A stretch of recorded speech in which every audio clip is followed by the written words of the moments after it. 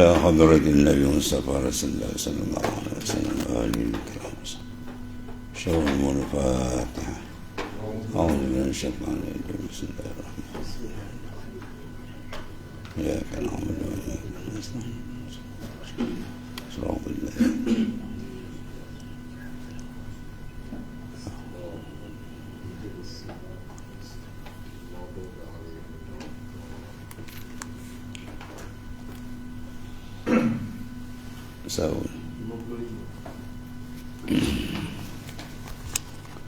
Bismillahirrahmanirrahim. Qala mu'allif sallallahu alaihi wasallam. Dan ketiga itu.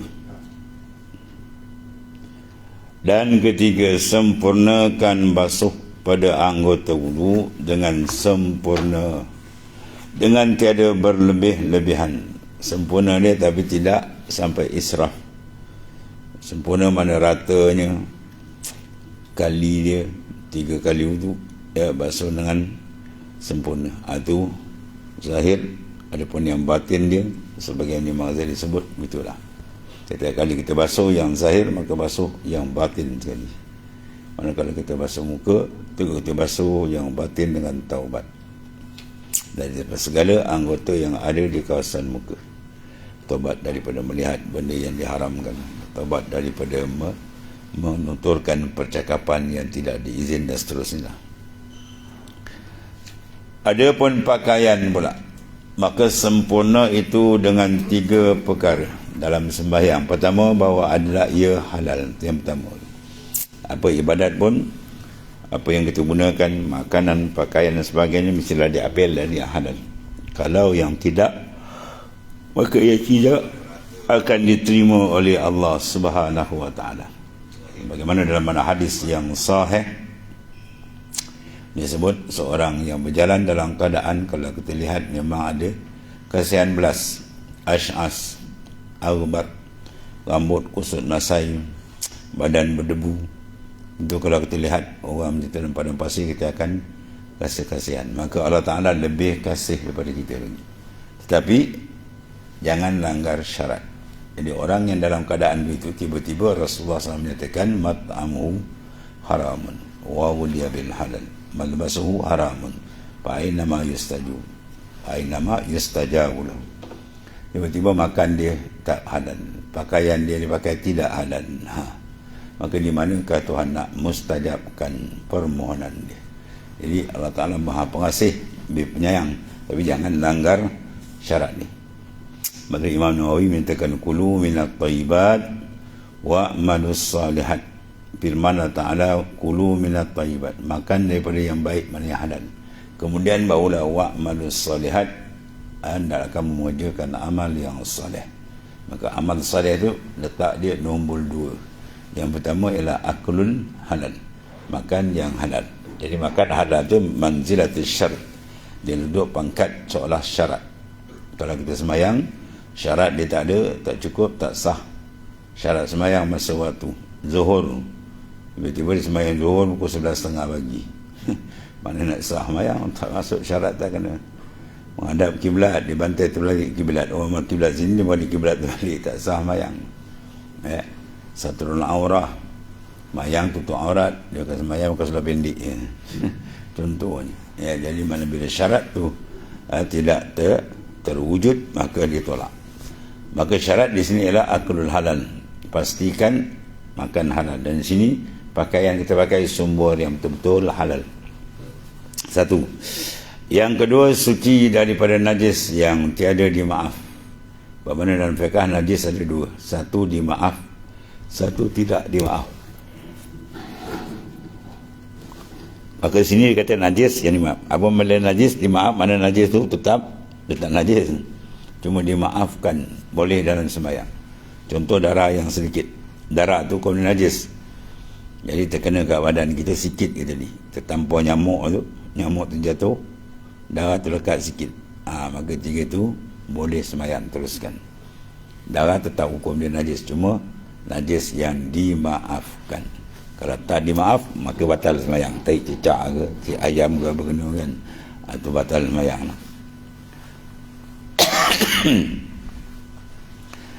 Jadi keduanya suci najis yang tiada dimaafkan. Mana pada diri dia, badan dia, pada pakaian dia, dan juga pada tempat sembahyang. Yang dikendaki tempat sembahyang itu ialah mahadus salah, tempat yang kena anggota sembahyang dia dan kain dia. Ya. Dia duduk tadi, mana tangan dia kena lutut, dia kena pinggang, tambah baju dia, lekung dia, kalau perempuan semua yang kena tu, itu dia panggil tempat. Manakah tempat tu tak suci, tak sah sembahyang. Ya, tempat yang kena anggota dan badan kita serta pakaian taklah bersih. Kalau tak bersentuh, di muqabalah bertemu, bertentang, itu tak batal. Contoh kita sembahyang, atau kita punya sejadah ada tercicak, dan tercicak tu duduk di tengah-tengah. Sekira-kira kita sujud tak kena, ya, dia membetuli aja, itu tak apa, sah sembahyang, sebab dia tidak menyentuh. Dia jangan tersentuh najis saja pada pakaian, badan dan tempat kita sembahyang itu sendiri. Habis. Itu menyatakan bahawa sembahyang ni cantik, dia nak bersih. Zahir ni, ini boleh masuk zat bersih, yang batin atau lagi tinggi. Yang ketiganya bahawa adalah ia muafakat dengan sunnah. Seelok-elok pakaian tu kita pakai muafakat dengan sunnah. Dan jangan ada pakaian itu atas jalan takabbur dan ujub dan megah. Dia pakai itu, wah, ni kan nak sembahyang ramai masjid kan, pakai yang pelik-pelik. Yang mahal-mahalnya tujuan ni tengok, nanti orang tengok standard sikit lah. Ini pakai tempat nak standard sembahyang, tempat nak menghinakan diri, nak melantaikan diri selantai-lantainya. Sebab orang yang tidak boleh merendahkan diri, dia tak akan dibuka pintu ma'rifat oleh Allah Ta'ala. Sebab membesarkan diri itu perangai iblis. Ya. Ana khairun minhu khalaqtani min nar wa khalaqtahu min tin. Aku lebih baik daripada Adam, kata iblis. Aku dari api, Adam dari tanah, dari tanah itu. Padahal kau ikut sifat, tanah lagi baik daripada api. Tanah kata kita lambung, dia tu ke bawah, lambang ke kerendahan, ketawadukan. Kalau api tercucur, dia naik ke atas, ya, lambang takabur. Ya, sifat itu semua kena buang, ya, buang zahir dan batin. Pakaian yang elok, pakaian putih, ya, pakai pakaian Rasulullah SAW, jubah. Tidak pun sunnah yang wajib ialah menutup aurat. Apa saja pakaian asal tutup aurat atau lepas itu. Cuma ahwal yang lain kalau dapat dibuat lagi baik. Kemudian ada pun memelihara waktu itu. Kesempurnaannya pula 3 perkara. Pertama, bahawa ada ia mata, ya, bahawa ada ia mata engkau melihat akan matahari dan bulan, bintang, dan engkau amat-amat akan dia bagi hadir waktu. Mata yang kita tengok ni, kalau kita gunakan mata zuhur, mengikut dalam hadis sahih bahawasanya apabila gelincir matahari, matahari dia kalau tak ada zawal, tak ada bayang rembang dia, tu biasa dia istiharkan kerana setahun sekali matahari betul-betul duduk tengah, dia tak ada sengit-sengit pak, dia punya apa, falak dia tu kan. Tu kita boleh cam Kaabah. Itu dia orang tunjuk tu masa matahari tepat istiwa, ya, kemudian dia ambil ketiga waktu bila masuk zuhur tu, tu dia ambil daripada situlah. Mana kalau kita lihat dengan matahari, bayang tu itu masuk waktu dipanggil yakinan, secara yakin.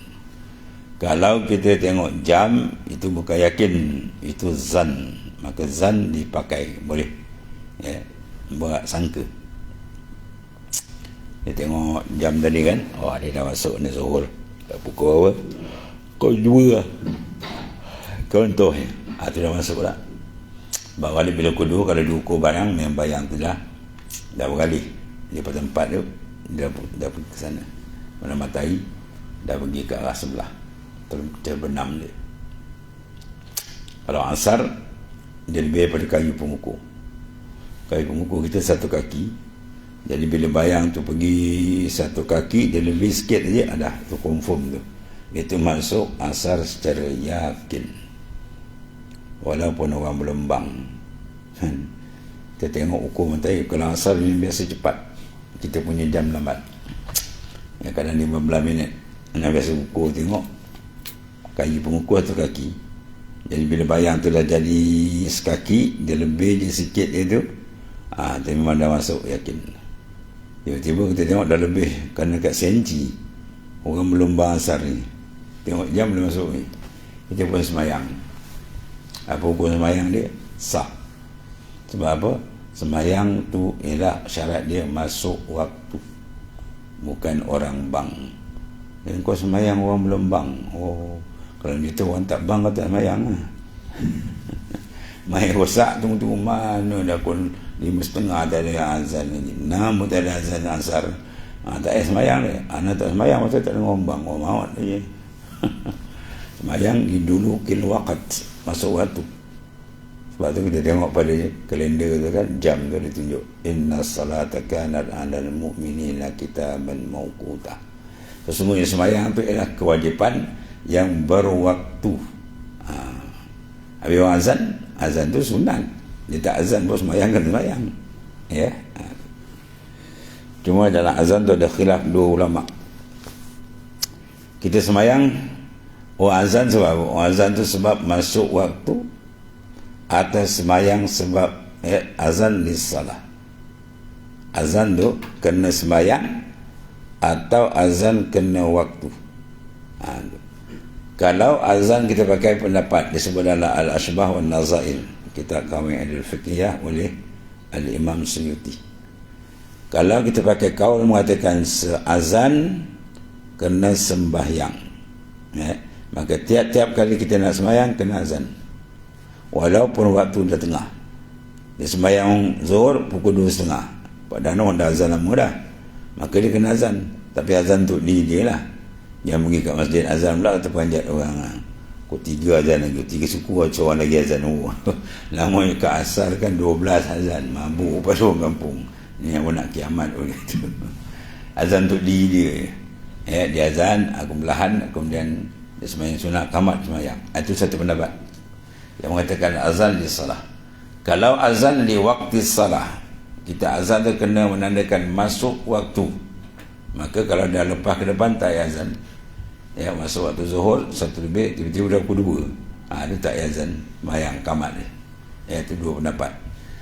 Jadi kalau orang tanya, saya pernah mengajar, bila orang tanya, kita waktu tu kebetulan apa, mengajar derajat sikit, masalah banyak bincang-bincang, dah terajak dalam 5 minit. Jadi muazzin tanya, nak azan ke tak tahu, nak azan ke tidak? Kita kata mana-mana boleh. Dia tanya lagi, mana satu, nak azan tidak? Kita kata mana-mana boleh lah. Dia waktu panjat azan, 2 kaul ada, 2 kaul dia nak pilih azan boleh. Pendapat yang pertama, kalau kata azan kena waktu sembahyang, waktu dah masuk, tak payah azan, qamat je lah, main sunat qamat boleh. Lepas tu kalau kita pergi ke Fatani, kita mengaji Fatani dulu, kalau azan isyak ni, saya ingat berselisih banyak. Pondok ni azan, kejap-kejap 2 minit pondok tu pula azan, 2 minit lagi pondok ni pula azan. Dia satu kawasan, satu kampung kan ada 3-4 kawasan pondok. Tutup bulan lain dekat-dekat. Sedap betul. Bila masing-masing kalau baca ngam-ngam tu isyak, dia berhenti ada azan isyak. Ada setengah terlajak 2 minit, tu dia azan. Bila sana pula azan. Itu kalau dia pakai kaedah apa? Azan lis-salah. Azan sembahyang, azan. Habis.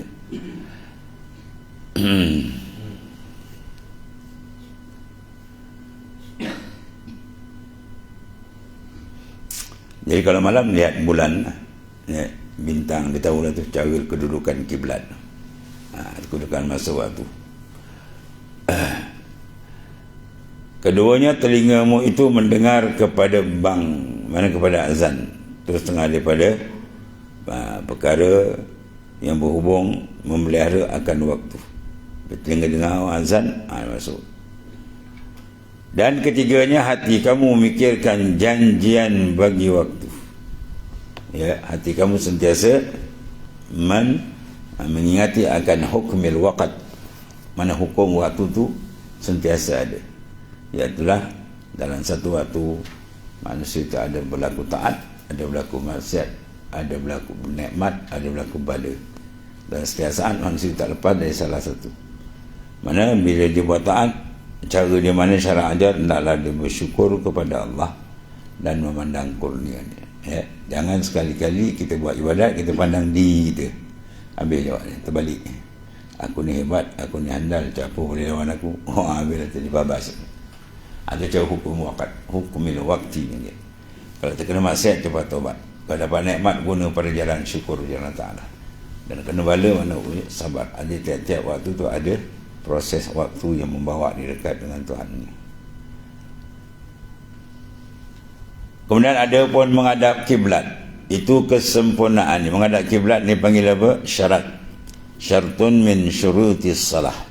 Satu syarat daripada segala syarat sah sembahyang. Mesti dia menghadap akan kiblat. Dalil fawalli wajhaka syatral masjidil haram. Dalam kamu hadapkan dada kamu, diri kamu kepada Masjidil Haram. Itu makna Kaabah. Itu maknanya dia syarat. Jangan pula dia buat kepala dia betul kata kita semayang Tuhan tahu mana-mana menghadap pun boleh. Jangan. Sebab menghadap itu bukan kita, ini Allah Ta'ala suruh. Quran Nas ada. Semayang hadap wali syatral masjidil haram. Itu antara syarat mana belum. Syarat dengan rukun apa itu? Syarat di luar. Ya, ma yatawaqqafu sihhatus salah. Sihhatus salah. Barang yang terhenti semayang dengan dia. Kalau dia tak ada semayang tak sah. Masuk waktu, kalau tak masuk waktu semayang tak sah. Ngadap kiblat, kalau dia bantai semayang dia tahu kiblat, dia pusing buat lain, batal semayang dia. Ya, itu maknanya syarat benda luar. Ada pun rukun dipanggil mahiyatus salah, hakikat diri semayang tu sendiri. Berdiri, rokok, ya, bacaan, takbir, tahiyat. Di mana ulama pecah tiga. Ada rukun qalbi, niat. Ada rukun fi'li, itu qiyam, rokok, i'tidal. Ada rukun qalbi jenis bacaan, rukun qauli jenis bacaan, Fatihah, baca tahiyat akhir, selawat atas Nabi dan tahiyat akhir dan salam. Dia rukun tak banyak kan, rukun qauli dia 5 kan.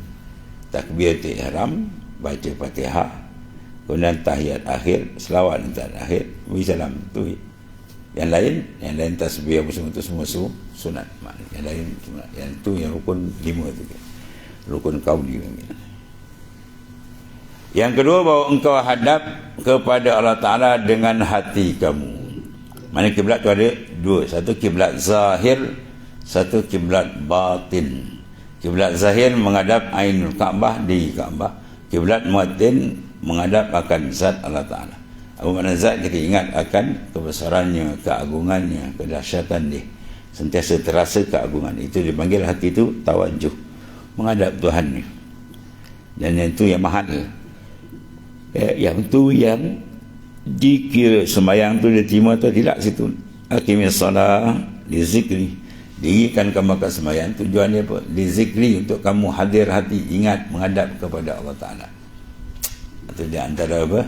Tujuan sembahyang tadi. Kalau tak ada khusyuk, yang rugi. Dan ketiganya, bahawa engkau khusyuk dan tawaduk dan tazallul. Merendahkan diri, itu maknanya tawaduk. Dan tazallul, menghinakan diri kepada Ta'ala. Kita masuk sembahyang tu kita rasa kita adalah orang yang paling hina di kalangan manusia. Dengan dosa kita lebih banyak kita rasakan.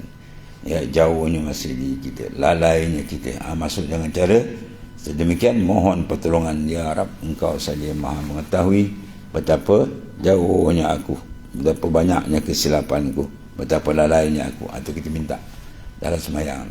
Kemudian minta, ya Allah, tariklah qalbiku menghadapmu. Itu yang terbaik kita minta, supaya hati kita kekal mutawajjihan ila Allah Ta'ala, bertawajuh menghadap kepada Ta'ala.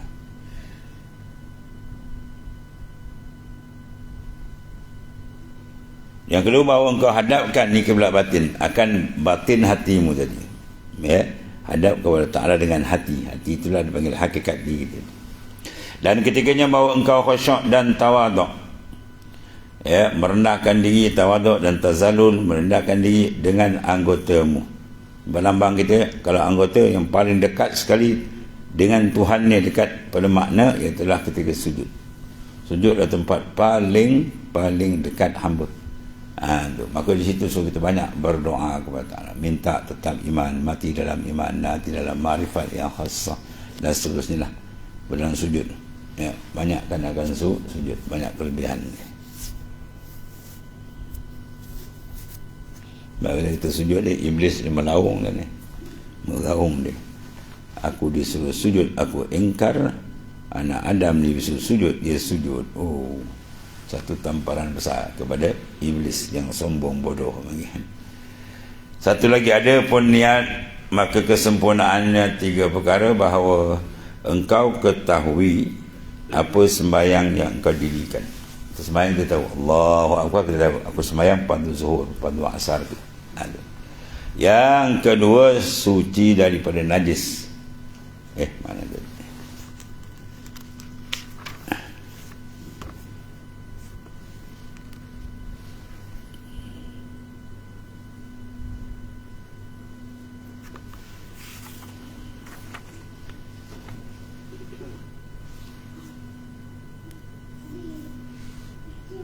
Mana tadi?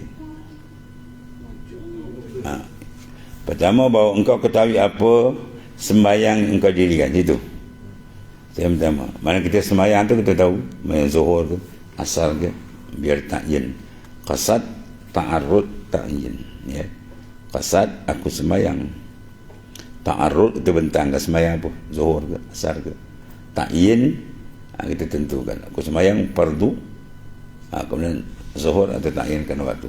Ta'arud tu fardu atau sunat. Yang kedua, bahawa engkau ketahui bahawasanya engkau berdiri antara hadapan Tuhanmu. Waktu Sayyidina Hasan cucu Rasulullah SAW, bila ambil dia sembahyang, muka dia yang cantik tu pucat. Ya, sebab Sayyidina Hasan banyak mirip arah ke atas kepada Rasulullah SAW. Sayyidina Husain belah bawahnya. Jadi bila dia ambil sembahyang tu, muka dah pucat, muka paling cantik tu dah pucat. Orang tanya dia, kenapa jadi begini? Dia kata, kau tak perasan, kau nak menghadap ni siapa? Ini bukan raja, bukan sultan, bukan agung. Ini Malikul Muluk, raja segala raja. Allah Ta'ala, kau tak perasan juga? Itu makna sentuhan kalbi. Mula ambil sembahyang dah terasa dah. Nak menghadap kalbi kita kepada Ta'ala. Menghadap sini, menghadap cara makna, merasakan, bukan menghadap nampak depan kita ni. Tuhan Maha Suci dari tasyabbuh dengan khalaik. Tuhan Maha Suci daripada bersamaan dengan makhluk. Dia mukhalafah. Tuhan hakikat dia yang maha dahsyat kebesaran. Yang kedua, bahawa engkau ketahui bahawa bahawasanya engkau berdiri antara hadapan Tuhanmu. Ya, bukan makna Tuhan duduk depan, maknanya menghadap hati, melihat akan diri kau. Kita sembahyang ni dalam permatian, tidak ada satu saat pun insan atau makhluk lain terlepas daripada ta'aluk sama dan basar, dengar dan lihat sentiasa. Rasakan hebat. Maka engkau berdiri dengan haibah dan sakinah. Haibah merasa gerun kebesaran Tuhan, dan sakinah tenang yang merendahkan diri kepada Ta'ala. Dan ketiganya, bahawa engkau mengetahui bahawasanya ia mengetahui akan barang dalam hatimu. Apa yang di dalam hati kita, dia ingat betul menghadap dia ke, atau khayal pun dekat lain, jabat ke laut ke darat ke semua, dalam ilmu Tuhan. Maka oleh kerana itu dia mendidik, dia merasakan dengan ilmu tadi, mendidik keikhlasan bahawa hati kita betul menghadap, tidak berpusing ke arah lain. Makam ibadat zahir dah betul lah, kiblat zahir. Kalau makam atas lagi ubudah, ubudiyah dan udah dia rohani. Kalau kita nak rohani dia pusing tempat lain, bermakna dia tak menghadap, rosak, sembahyang tu kosong. Bahawa engkau ketahui bahawa engkau berdiri di hadapan Tuhanmu, dan ia melihat akan dikau, maka engkau berdiri dengan haibat dan sakinah, dengan tenang. Sebab kita menghadap ni raja besar. Dan satu lagi, ketiganya, bahawa engkau mengetahui bahawasanya ia mengetahui akan barang yang di dalam hatimu. Kita terasa kita sedang ditilik oleh Allah. Maka selesaikan, mana kosongkan olehmu daripada membimbangkan daripada pekerjaan dunia. Ya, sembahyang tu jangan ada langsung ingatan lain-lain, melainkan terus fokus kepada Allah Ta'ala. Latih. Kalau dapat 5%, bangun lagi sembahyang sunat sampai dapat 10, 15 minit naik sampai dia cantik. Ya. Pada yang angkat dia sembahyang, hati dia mi'raj terus ke hadrat Tuhan. Itu sembahyang yang lebih hebat kedudukan dia dan lebih hebat kelazatan dia.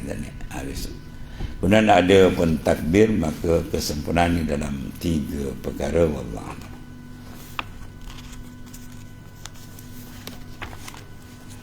Bismillahirrahmanirrahim. Surah 84. Bismillahirrahmanirrahim. Qala mu'allif rahimahullah ta'ala. Kelima, hendaklah engkau jazamkan sekalian barang yang maujud. Ya. Dulu dia kata apa, bahawasanya tidak terlebih manfaat bagi engkau atau meninggalkan akan dunia dan berpaling kepada makhluk ni, lawan syaitan, melawan nafsu, melainkan ada 17 perkara. 17 perkara ni, ini dia punya apa? Senjata besar untuk berdepan dengan musuh kita ni, syaitan, nafsu semua. Ini yang keempat. Ya telah hendaklah engkau tanggung. Gitu ya. Betul. Kelima, hendaklah engkau jazamkan, putuskan betul-betul dengan hati, sekalian barang yang maujud, semua yang ada termasuk kita di dalam alam dunia ini, dan barang yang maujud di dalam alam akhirat, syurga, neraka, semua itu sekaliannya perbuatan dengan takdirnya sendiri. Allah Ta'ala tidak ada sekutu, ahad, ya. Jadi semua itu dah siap sebenarnya. Kita lihat apa yang berlaku, kita perhati bahawasanya ini ya, kasama, barang telah ditaksim dibagi Ta'ala, ya, dengan iradat dia. Bahawa ini boleh memberi kesan yang kuat, menyebabkan bahawa kita bincang tasawuf, tasawuf dia bahas hati. Beribu kitab pun dia bahas hati, sebab bila hati selamat, semua selamat. Bila hati rosak, semua rosak. Ini sedang proses. Ya, itulah engkau jazamkan sekalian barang yang maujud itu di atas dunia atau barang yang lain maujud pada alam akhirat, semua sekalian itu perbuatan dan takdir. Tidak ada satu benda yang terlepas dari perbuatan Allah. Ya. Kalau tanya ada tak makhluk yang tak jadi Tuhan, dia panggil tanya pun makhluk tu apa makna? Makhluk tu allazi khuliqa, benda yang dijadi, dicipta. Jadi tak ada, semua, tidak ada satu zarrah pun benda terlepas dari Allah Ta'ala. Itu besar, kena jazam tu. Jadi bila kita semayang, kita rasa begitu hebat.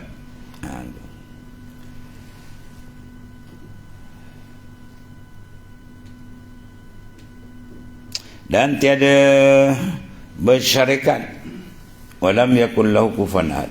Tak ada bandingan, ada syarikat mana orang lain sekutu tolong buat ni, tak ada. Dia ahad, tunggal.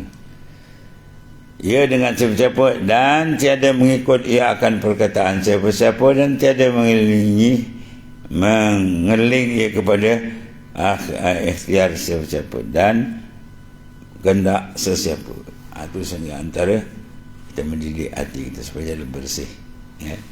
Jangan iktimat bersandar kepada yang lain daripada Allah Ta'ala.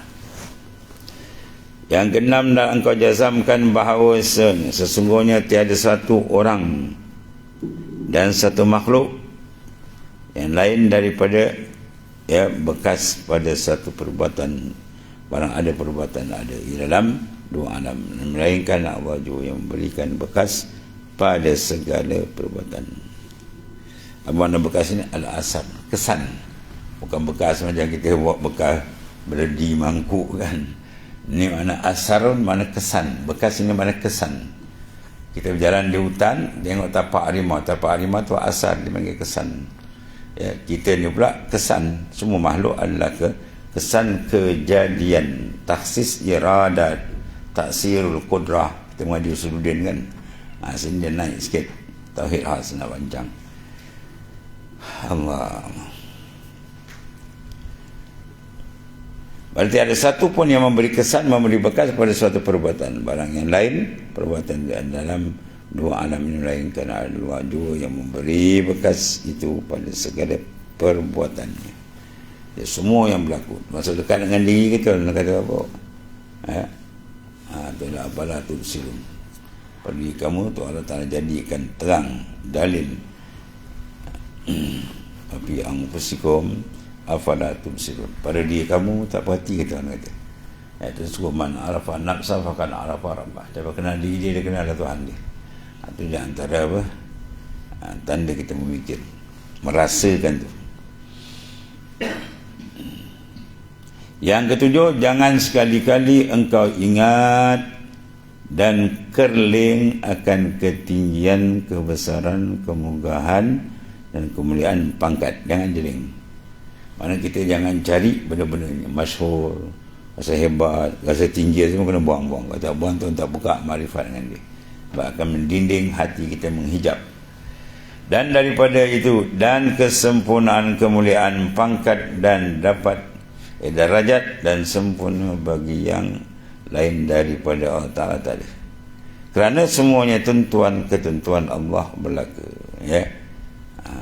Jadi antara dalil Quran, mudah ayat Quran ni wa ayat Fatihah dia. Alhamdulillahi Rabbil Alamin. Segala puji bagi Allah Ta'ala. Allah Ta'ala itu Rabb Tuhan sekalian alam. Ya, alam di sini bukan alam macam kata mengaji ilmu apa. Sains kan, sains alam kita nampak ni je kan, kecil ni kata tempurung. Alam Allah Ta'ala ni alam segala, masih Allah, lain dari Tuhan. Masuk syurga, masuk aras. Makhluk yang paling besar aras. Bawah aras adalah kursi. Bawah kursi, bawah bumi kita. Dan kita duk ingat bumi besar. Bumi berbanding dengan kursi, bumi ni macam jadi sebentuk cincin di tengah lautan. Bayangkan lautan punya besar, kapal pun tak nampak, dimakan oleh keluasan ni. Kadang pulau tengah-tengah laut besar pun hilang, tak nampak. Tepat tak nampak apa. Dan banding dengan laut, dia kedil. Maka sini itulah maknanya. Ya. Dalam lautan ilmu Allah Ta'ala yang maha luas. Ya. Allah.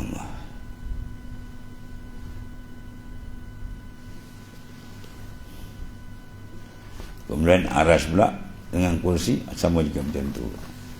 Aras seolah lautan luas, maka kursi macam sebentuk jin. Kita ni tak nampak tu. Kalau pakai kita kena teropong. Kerana ni sebuah kita macam kita tengok apa, macam kita tengok maknanya mana kita pakai kantawan halun nau. Tapi yang ni dapat kemuliaan Tuhan berikan taklif syarak. Dia taat, maka dia lebih mulia daripada makhluk lain. Kalau dia tak taat, maka dihina daripada makhluk yang lain. Itu kedudukan dia ni. Allah. Jadi memberi kesan semua tak apa dia. Allah Ta'ala kita pandang semua keliling kita ni semua menunjuk kewujudan dan kebesaran dia. Seolah-olah pokok, kayu, tanah, laut, darat, semua-semua tu, bintang.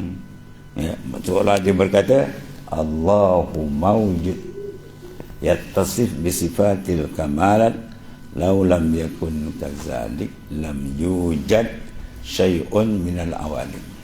Ya. Seolah kita tengok pokok-pokok tu cakap Allah Ta'ala ada. Tengok langit seolah dia berkata Allah Ta'ala ada. Bersifat dengan kesempurnaan. Kalau tidak begitu, aku pun tak ada. Itu maksud dia. Ya, ini panggil apa? Kalam lisanul hal. Dia ada dua, satu lisanul maqal, lidah percakapan ni yang bercakap ni keluar ni. Satu lagi lisanul hal, lidah kelakuan. Dia tak cakap tapi kita faham. Ya. Dia pergi ke kapal minyak, dia pangkah kuku. Apa maksud dia? Isap kuku. Dia tak cakap, kita tengok, faham. Itu lidah kelakuan. Ya. Kita tuang air dalam cawan, bila dia penuh je kita tuang lagi tak? Seolah diri penuh, dia kata cukup, stop. Pertuan ni kan melambat ke bawah. Itu lisan hal. Kalau dulu orang pergi sawah padi kan, bila dia mesin sawah padi, nak tanam padi tu, habis dia mesin petak pertama, kereta bajak tu jentera tu akan pindah ke petak kedua. Dia langgar batas, pecah habis batas. Bila nak buat batas baru, dia ambil rumput, dia tepi balik kan. Dia takut orang pijak, dia bawa apa, dia bawa kayu, dia bawa daun mengkuang, macam-macam. Jadi bila kita lalu je, seolah-olah daun kayu mengkuang kata jangan lalu, batas masih lembik. Dia tak cakap, kita faham. Itu dipanggil lisanul hal. Absah, lebih fasih, menterjemahkan daripada lisanul makan. Ini dah perkataan kita. Untuk kita tengok aja langit bumi, semua tu berkata. Ya. akulah dalil kewujudan Tuhan. Ya, kalau Tuhan tak ada, aku pun tak ada. Jadi maknanya terang kita tengok ni semua menunjukkan kebesaran, keagungan Tuhan. Kalau kita pandang tak nampak, tu buta mata hati. Tengok dia nampak apa? Kosong, nampak pokok. Tengok pokok, nampak pokok. Tengok langit, nampak langit. Ya, kalau dia tu buruk pun sama kita tengok. Buruk tengok pokok, nampak pokok. Kita orang berakal tak, tengok pokok terasa kebesaran dia. Tengok langit terasa keagungan dia. Dapat rezeki terasa nama dia Ar-Razzaq. Luar sikit rezeki kita, nampak lagi nama dia Al-Basit. Semua ingat 99 asma' tu Tuhan tajalikan tiap masa, sebab semua terikat dengan dia. Itulah kebesaran dan keagungan Allah yang maha dahsyat. Ini penting semuanya apa? Untuk didikan qalbi. Semua kita bahas ni untuk qalbi. Bila qalbi dia sihat, dalam keadaan dia ada apa yang dia kendaki, dia memandang, merasakan, menjazamkan dan merasakan, Masya Allah. Dan satu lagi, keenamnya, hendaklah engkau jazamkan, mana putuskan, kemaskan betul-betul dalam qalbi, bahawa sesungguhnya tiada satu orang dan satu makhluk ini yang memberi bekas pada satu perbuatan. Barang ada perbuatan yang ia di dalam dua alam yang melainkan Allah Ta'ala juga memberi bekas pada segala perbuatan. Mana taksir memberi kesan dalam dua alam, sama ada alam dunia, alam akhirat. Semua yang berlaku, gerak, diam, terbakar, makan, ini semua af'al dia, af'al Allah Ta'ala. Ya, sebab kalau ada benda boleh lepas Tuhan, dia ada tak sangkut kawut dengan Tuhan, itu habis, rosak makna ketuhanan. Sebab makna ketuhanan adalah dia tidak berhajat pada yang lain, cuma terkaya dengan yang lain. Sebalik yang lain berhajat pada dia, yang lain berhajat pada dia. Itulah makna ketuhanan. Sebab kalau Tuhan, mesti orang berhajat pada dia, bukan dia berhajat. Ini dia pergi sembahnya benda yang dia buat sendiri. Ya? Dia kata Tuhan tu bukan Tuhan, Tuhan tu. Ya, benda dia buat sendiri. Mana benda tu nak ada pun berhajat, itu bukan Tuhan. Tiap-tiap benda yang berhajat batal makna ketuhanan. Waktu Sayyidina Umar, dia pernah ketawa seorang. Dia duduk seorang, dia senyum. Bila orang tanya kenapa Amirul Mukminin senyum, aku teringat zaman kebodohan. Itu zaman kebodohan, zaman jahiliyah dulu. Aku buat patung sembah tu daripada buat tamar. Bila aku lapar, aku cabut kepala dia makan. Aku cabut kaki dia dah habis tu. Ya, dia pula makan dia punya datuk lah tu. Tuan guru saya cerita, ada satu guru Cina, guru bukan Islam lah. Dia balik sekolah dia mengajar, dia tengok rumah dia kena pecah, kan? Dia pergi ke mana? Dia pergi ke datuk, dia cilaka punya datuk, dia tendang datuk dia. Datuk bagi makan tu dia harap gitu. Siapa bodoh, dia lah bebal, kau pergi sembah patung lah berjadah. Benda tak berkuasa, kan? Lepas tu Imam Ahmad bin Hanbal, Imam Hanafi kan, Imam Hanafi, dia ini setengah daripada sahibur ra'i, orang yang sangat tajam pemikiran kan? Ya? Kalau berdebat tak payah memang Allah Ta'ala beri dahsyat. Jadi satu ketika dia berdebat dengan puak etis, puak yang mengatakan alam ni jadi sendiri, tak ada siapa menjadi. Ada pun kau kata Tuhan, alam ni Tuhan jadikan, mana dalil dia, kan? Ada satu perdebatan. Bila hari perdebatan tu, orang semua dah ramai kan, ya? Jadi orang ni tunggu Imam Hanafi tak datang, tunggu tak datang. Orang dia dah bersorak, ni semua takut lah tak orang ni berdebat kan. Kejap lagi Imam Hanafi pun sampai. Bila Imam Hanafi sampai, dia kata kenapa lambat? Orang dah tunggu kau. Dia kata tadi aku nak menyeberang sungai tu luas, payah sikit. Jadi tiba-tiba aku tunggu tak ada kendaraan, pokok besar tu tombang. Pokok besar tu tombang, dia pun berubah, ya, jadi macam perahu. Dia sekeping papan, lepas tu dia bersusun. Kemudian datang paku pula, paku kat situ rapat. Habis tu perahu tu datang ke aku pun naik. Woi, kau ni cerita apa? Dia kata. Habis mana ada ke perahu tak ada orang buat, dia kata. Ini bohong cerita kau. Dia pun bedal. Kalau perahu yang kecil kau kata pelik, tak ada pun buat. Ini alam yang luas, kau tak ada pun cerita, betul ke? Kata. Wah, tu tersandar semua. Senang ni, tak payah keluar ayat Quran ni. Dibantai dengan logik ni. Kalau perahu macam tu aku acah kau je, dia tombang, dia pun pecah, jadi papan, dia bersusun, datang paku dia pun tak ada orang ni, tak ada dia pun sendiri. Mana percaya? Kalau perahu macam tu kau tak percaya, ni alam besar ni kau percaya tak ada macam tu. Down habis TKO tu kan. Itu dia guna hujah akal dia, belum guna ayat Quran hadis lagi. Itu dia antara apa, memandang kebesaran Tuhan itu adalah sangat penting supaya kalbi insan itu mudah dia menghadap kepada Allah Ta'ala, dan nikmat paling besar dalam hidup bila kalbi boleh menghadap dengan cantik kepada Tuhannya. Dan ketujuhnya wallahu alam. Bismillahirrahmanirrahim. Alhamdulillah wassalatu wassalamu sayyidina Maulana Muhammadin Allahumma barik. Alhamdulillah. Subhanakallahumma wa bihamdika.